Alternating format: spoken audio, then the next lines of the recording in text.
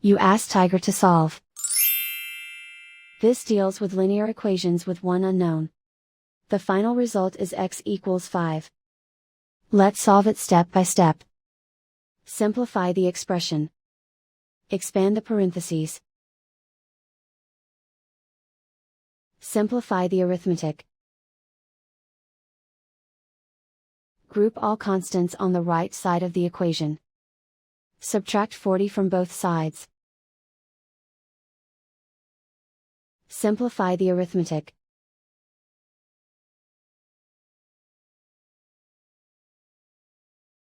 Isolate the b. Divide both sides by -4.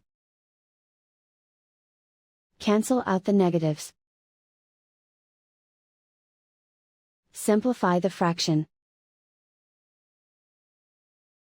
Cancel out the negatives. Find the greatest common factor of the numerator and denominator. Factor out and cancel the greatest common factor. And so the final result is x equals 5.